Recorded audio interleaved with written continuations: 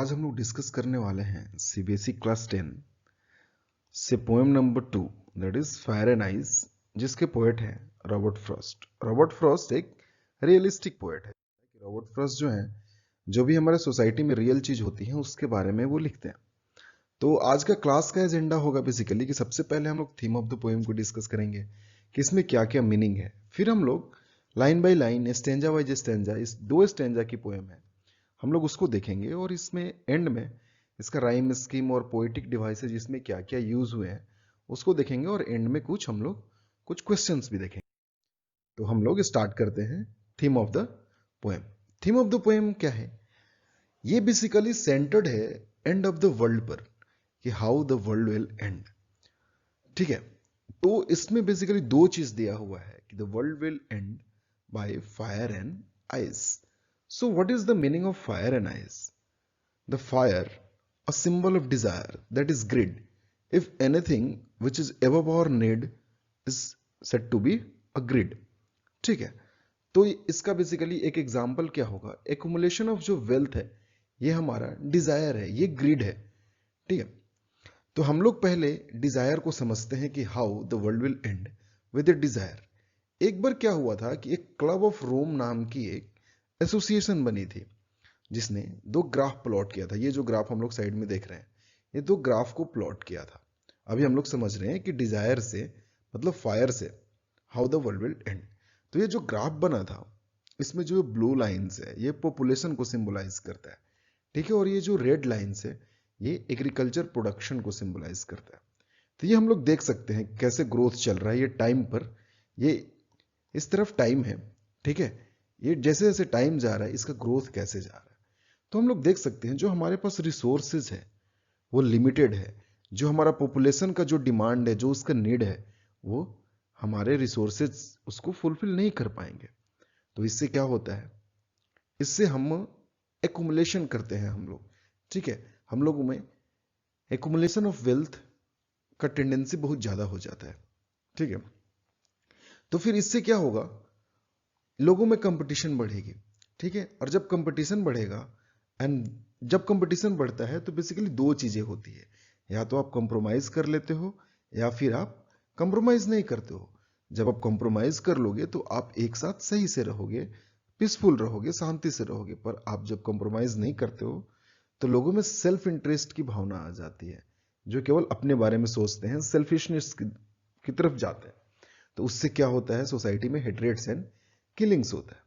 ठीक है, तो ये हम लोगों ने अभी देखा कि डिजायर से कैसे वर्ल्ड का एंड होगा।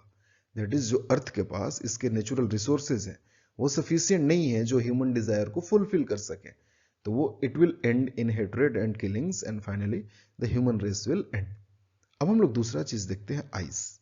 आइस जो कि एक सिंबल था ऑफ हेट का। ठीक है, तो हम लोग जैसे सभी जानते हैं कि hate due to the religious difference, जैसे हमारे मतलब रिलीजियस जो इतना डिफरेंस चल रहा है पूरे वर्ल्ड में। इनफैक्ट हम लोग अपने हिस्ट्री भी देखें तो ज्यूज का प्रोसिक्यूशन, तो ये जो हुआ रिलीजियस डिफरेंसेस के चलते, जो कि आइस सिंबलाइज करता है कि उससे भी वर्ल्ड का एंड हो जाएगा। The human race will fight among themselves and they will end. ठीक है, तो ये जो पोएम में बेसिकली 2 चीजें हैं, that is opinion of the people and the opinion of the poet. ठीक है, तो हम लोग अब देखते हैं कि कॉमन लोग जो हैं वो क्या सोचते हैं एंड पोएट क्या सोचते हैं कि how the world will end. ठीक है, हम जब भी फायर का जिक्र करेंगे तो आप उसको डिजायर से सिंबलाइज करिएगा, और जब भी आइस का हम लोग करेंगे उससे आप मतलब हेट को सिंबलाइज करेगा। ठीक है, तो पोएम है some say the world will end in fire, some say in ice, from what I have tasted of desire I hold with those who favour fire. ठीक है, तो ये जो फर्स्ट 2 लाइन है ये किसको सिंबलाइज करते हैं? ये ओपिनियन ऑफ पीपल है। ये जो पोएट है स्टार्टिंग 2 लाइन में कॉमन लोगों के बारे में बताते हैं कि जो कुछ लोग हैं वो क्या सोचते हैं कि some believe that world will end in fire, that is because of desire. ठीक है, and some believe it will end because of heat. ये कॉमन लोग सोचते हैं। ठीक है, मतलब 50-50 डिवाइडेड है कि how the world will and. Some thinks that it will end because of the desire of the human beings, and some things it will end because of the hatred among themselves on various subjects. ठीक है, और next दो line में क्या बोलते हैं, from what I have tasted of desire I hold with those who favour fire. मतलब जो नेक्स्ट दो लाइन है इसमें जो पोएट है वो अपना ओपिनियन बताते हैं. ठीक है, वो क्या ओपिनियन बताते हैं कि poet is aware how dangerous desire can be. He thinks that the world will end due to fire. मतलब पोएट को पता है कि what is the dangerous effect of the desire, how the world will end because of the desire. The poet is well aware of the end effect of the desire. So वो क्या कर रहे हैं कि वो उन लोगों के साथ जा रहे हैं कि जो सोचते हैं कि फायर से वर्ल्ड का एंड होगा. फायर मतलब डिजायर से वर्ल्ड का एंड होगा. तो अब हम लोग स्टैंजा 2 पर आते हैं. स्टैंजा 2 में, but if it had to perish twice I think I know enough of hate to say that for destruction ice is also great and would suffice. मतलब क्या है, पोएट बोल रहे हैं कि by any means, by any chance, if the earth gets a second chance. Perish मतलब to die. If the earth get to die for the second time, if by somehow it escapes the fate of desire, किसी भी तरह से अगर Dzire से बच जाता है, तो पोएट बोल रहे हैं आई think I know enough of hate. ठीक है, वो जो है, जो पोएट है वो हेट के बारे में भी उतना ज्यादा ही जानते हैं. ठीक है, if earth has to perish twice earth will end due to hatred.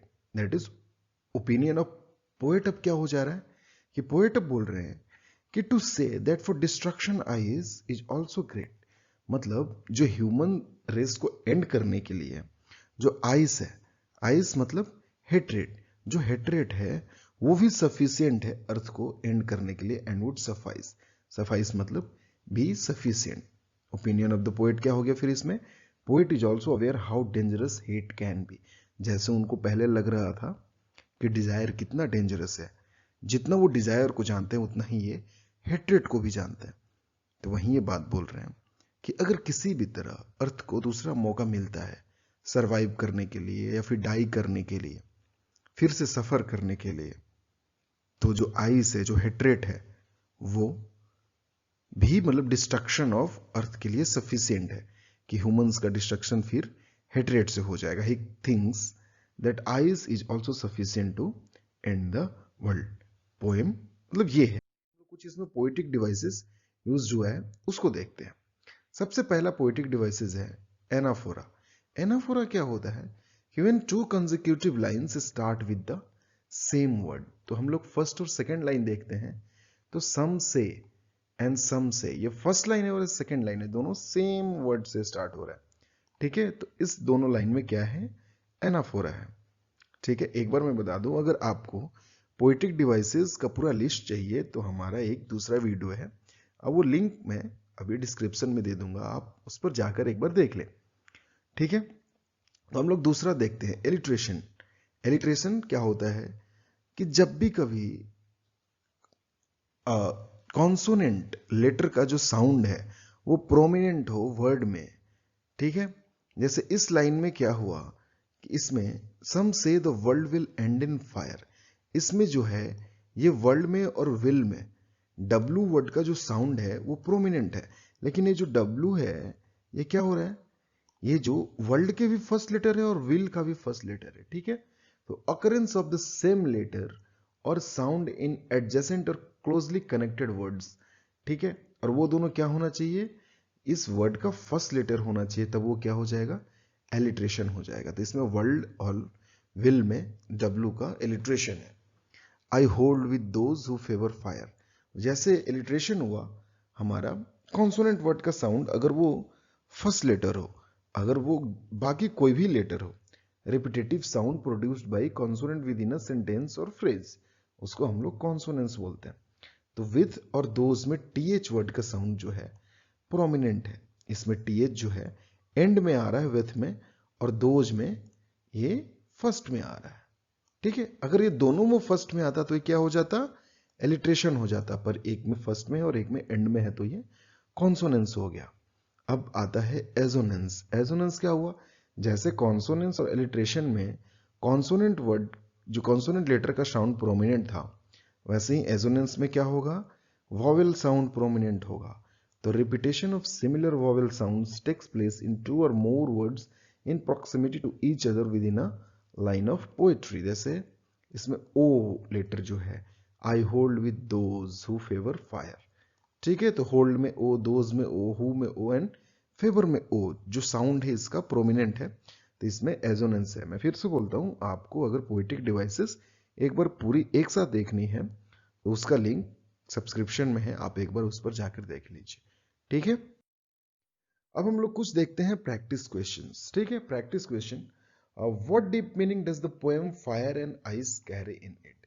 तो मैंने जैसे बताया आपको, फायर का मीनिंग क्या होता है, डिजायर, एंड आइस का मीनिंग क्या होता है, हेट्रेड। आप इसको सेंटेंसेस बना के लिख सकते हैं, ठीक है। और दूसरा जो क्वेश्चन है, write down the 2 different views about the end of the world, ठीक है। तो इस 2 स्टैंजा में 2 व्यू दिया हुआ है। फर्स्ट स्टैंजा में इसमें फायर दिया हुआ है और सेकंड स्टैंजा में आइस के बारे में दिया हुआ है। मैंने कंप्लीटली एक्सप्लेन किया है, आप इसको लिखिए और इसको प्रैक्टिस करिए। Thank you.